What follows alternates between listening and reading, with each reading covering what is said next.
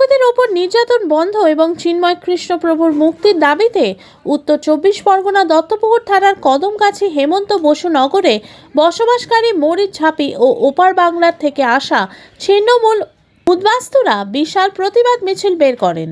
সনাতন ঐক্য মঞ্চের ডাকে তৎকালীন বাংলাদেশে অত্যাচারিত এবং মরিচ ঝাঁপির নির্মম হত্যাকাণ্ডের প্রত্যক্ষদর্শীরা আজ বিক্ষোভ মিছিলে সামিল হন। উত্তাল বাংলাদেশে হিন্দুদের ওপর অত্যাচার, জাতীয় পতাকার অবমাননা, মন্দির ধ্বংসের চক্রান্তের বিরুদ্ধে তাদের লাগাতার প্রতিবাদ চলবে বলে জানালেন সনাতন ঐক্য মঞ্চের সম্পাদক কালীপদ ঘোষ ও প্রসেনজিৎ চট্টোপাধ্যায়।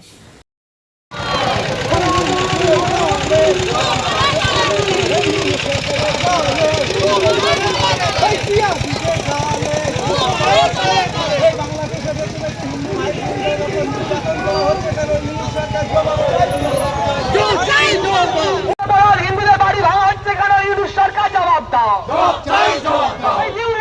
গানে গানে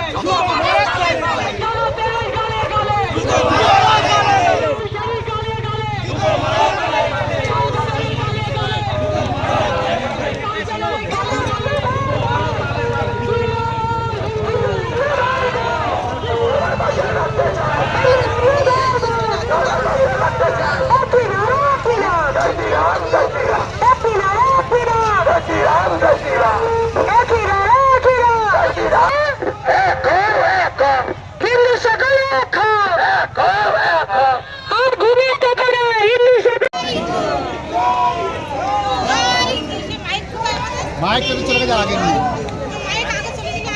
মাইক চলে গেছে মাইক তো এই গাড়িটা থামাতে হবে গাড়িটা জয় শ্রীরাম জয় শ্রীরাম জয় জয় শ্রীরাম জয় শ্রীরাম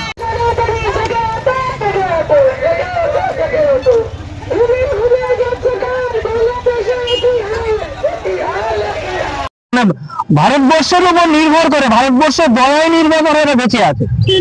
ওই মৌলবাদীদের স্বাস্থ্য করতে ভারতবর্ষের 2 মিনিট সময় লাগবে না, 2 মিনিট। ভারতবর্ষের প্রধানমন্ত্রী নরেন্দ্র মোদী যদি মনে করে 2 মিনিটে পিঁপড়ের মতো টিপে মেরে দিতে পারে, পিঁপড়ের মতো। আমরা এখান থেকে হুঁশিয়ারি দিতে যাই সেই সমস্ত মৌলবাদীদের যারা হিন্দুদের উপর অকথ্য নির্যাতন চালাচ্ছে। ওই আমাদের ধর্মগুরু যাকে কারাগারে বন্দী করে রেখেছে, এর বিরুদ্ধে আমরা তীব্র প্রতিবাদ জানাচ্ছি। করার যে প্রয়াস, যে প্রচেষ্টা মৌলবাদীরা করছে, এটাকে ভারত সমর্থন করে না।